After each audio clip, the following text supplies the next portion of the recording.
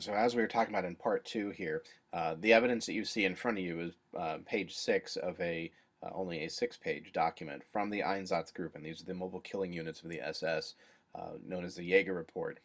And this report only covers their activities from July to December in 1941 in one area of Lithuania.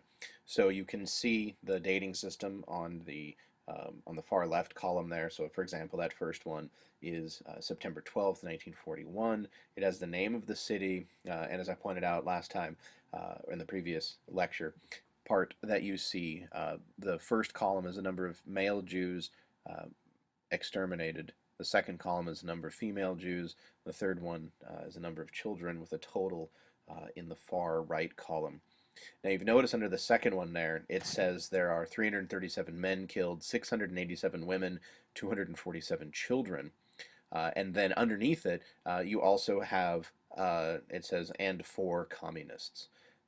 If you scroll down, if you look further down, 3 from the bottom there on November 19th, 1941, it also says that they killed 6 prisoners of war and 8 Poles.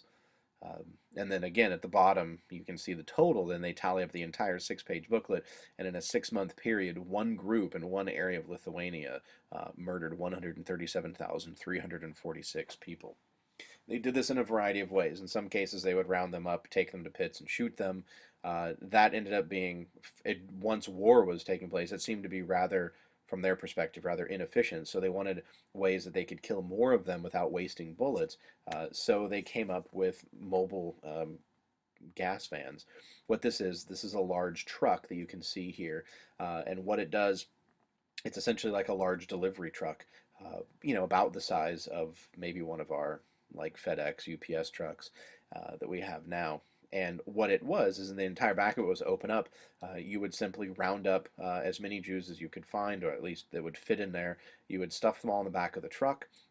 You would probably drive not too far out of town. You'd close the doors, leave the engine running, and it was set up so that it was an airtight compartment in the back, and you would run a line from the exhaust of the truck into the back, and you would gas them all with carbon monoxide so that they would all suffocate and die. And that's one of the ways that they tried to increase their efficiency and save bullets at the same time. So in terms of numbers of Jews, we think that between 1941 and 1943, close to 1 million Jews were killed by death squads alone on the streets before they ever even made it to the concentration camps.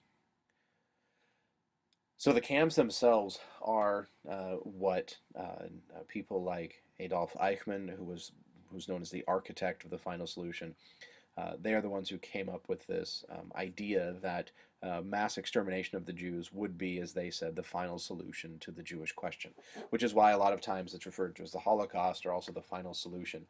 Notice the euphemistic element of saying final solution. When you say murder, when you say extermination, it's very clear. When you say final solution, for sort of propaganda purposes for the Nazis, it gave them a sense, or others a sense when they heard it, that it was simply the solution to a mathematical equation that very much removed the human element. So it's important to note that that there are different kinds of camps, and that there had been camps as early as 1930s that were used to hold Jews, but also political prisoners, and sometimes they were used for, early on, some of the early camps were used for people who were opposed to the Nazi Party. So many of them were political dissidents, protesters, communists, and one of the things that they would do is that they would use forced labor in a lot of these early camps, doing projects for the government, but a lot of times they would also use them to work for German corporations, many of whom knew exactly what kind of labor was being used. So German corporations that were supported by the fascist regime in Nazi Germany were able to benefit from essentially free labor. Both kinds of camps began to be used in 1941, that was aimed at first concentration and then extermination. So there's mainly a kind of a divide between two types of camps. To give you a sense of how this works, we can look at the camp of Dachau and the camp of Auschwitz. Dachau itself is in southern Germany. It's within the borders of Germany. It's in Bavaria. Dachau started off as a prisoner camp. And it was a prisoner camp where mainly they were forced to do various forms of labor, but its initial function was political prisoners, not specifically aimed at Jews. Auschwitz, on the other hand, was specifically designed as an extermination camp. To give you a sense, the majority of people in Dachau would do labor, and yes, they would die, and yes, they had ovens there. However, it was more of a byproduct of their time in the camp, not the intentional extermination. Auschwitz, on the other hand, at usually 70% of the people who came through the gates of Auschwitz were exterminated almost immediately, leaving only about 30% to do the forced labor. So, Dachau designed as labor, Auschwitz designed as extermination. And the way that they would do this, particularly in places like Auschwitz, in terms of extermination, was mechanized. That is, all of the train lines in Eastern Europe and Poland, for example. So the trains would bring Jews first from Germany, and they could travel for days at a time on their way to places like Auschwitz. There was a whole series of camps you'll see on the map in a minute. They would bring Jews from different parts of the conquered territories in Poland or newly conquered territories on the edges of Russia, and they would ship them by train, packed into cattle cars, all the way to these main points on the line, like Auschwitz, where, again, usually 70% of the people coming into the camp on any given load were exterminated almost immediately. A lot of times they would simply use gas chambers to do that, and the main method that the Nazis used, which you see in the bottom picture there, those are used cans of what's known as Zyklon B. This was essentially a cyanide gas. It's pellets that what they would do is they would, and one of your videos talks about this, but what they would simply do is they would herd tens, if not hundreds, of individuals into a room that they told them was showers. That they had to strip off all their clothing. They went naked into these rooms, and they were told that they were going to be deloused, that they were going to be cleaned up, and that they looked like showers. And so once everyone was inside, they said, well, we're going to turn the water on. They don't. Instead, Zyklon B is dropped in from above, and they gas them in large numbers. After several minutes, most of them, if not all of them, are dead, and the doors are opened, and their bodies are then carted out to the crematoria or to open pits, and where they are in the crematoria where they're burned, and then disposed of in mass graves. But not everything took place like that. A lot of times there was torture that took place there as well. There was forced scientific experiments on people, testing things like how altitude sickness affects somebody, deprivation of oxygen, all of these different tests. There was mass starvation as well.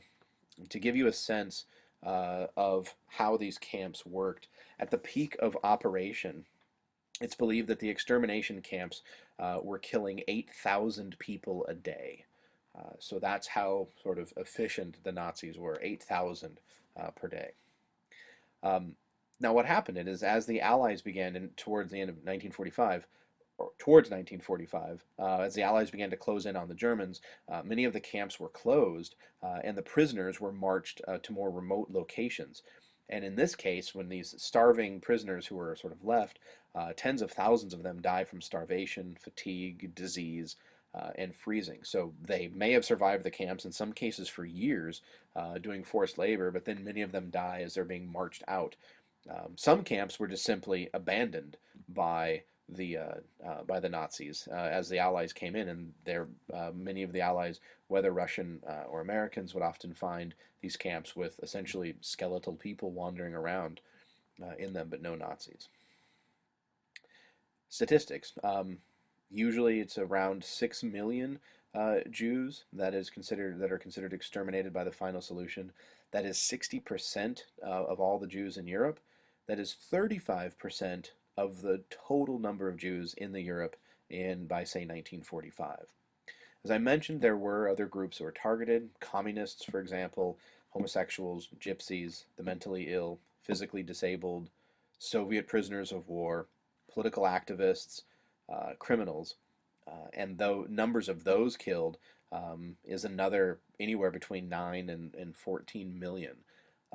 So you could be looking at, if you take the high numbers, I mean, you could be looking at least 20 million people killed during this process. Although I should point out that one of the main differences between the numbers of, say, gypsies, mentally ill, homosexuals, and others who were exterminated, that for the most part it wasn't a focused effort on them. Many of them were sort of a byproduct of Nazi. I mean, the Nazis hated them, but they didn't sort of focus all of their efforts on them as they did specifically on the Jews. So the question comes up, how does this happen, and who collaborated with this? Um, Now, it's important to point out that this took place, the final solution and all of these issues with the Holocaust didn't just take place in Germany. It took place in all of Nazi-occupied territory in 35 different countries. Some countries participated willingly with it. There are two notable exceptions. Denmark sent their Jews to Sweden to hide. Bulgaria also refused to deport its Jews.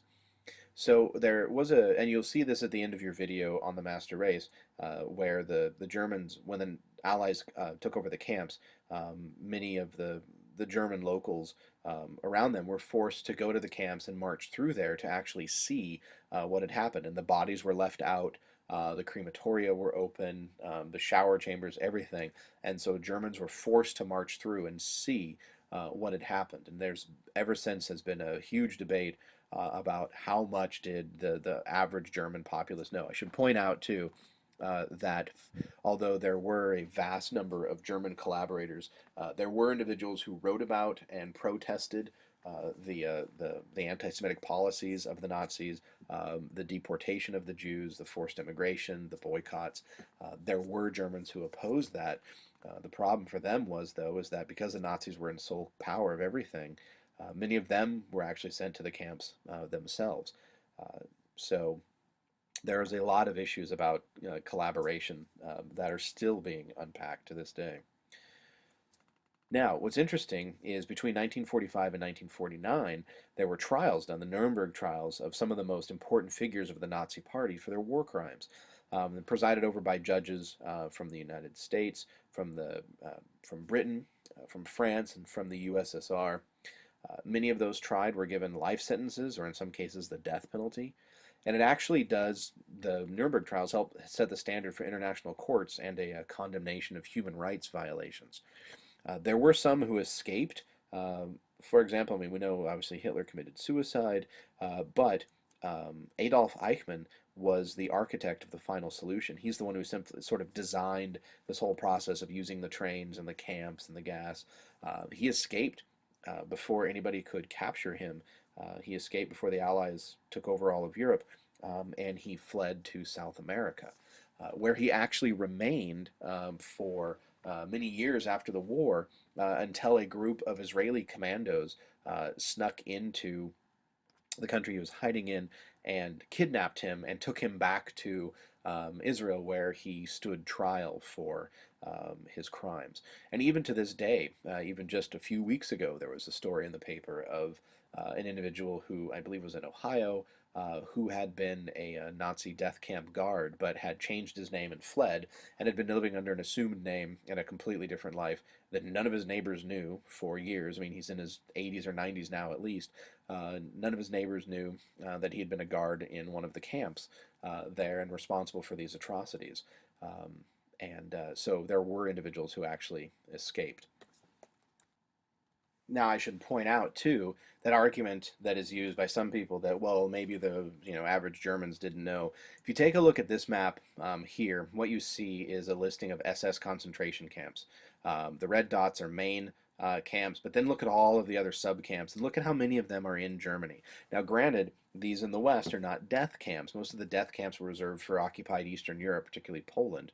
But the very fact that you have all of these camps scattered throughout Germany makes it very difficult to make an argument that Germans might not have known what was going on. It's fairly conclusive that many of them did, and it's kind of hard to avoid that when you see just how many. And these are new. This is new data that's been recently uncovered. All right, that's what we'll end here, and this again should be used as sort of background material then for your readings, help you understand mouse.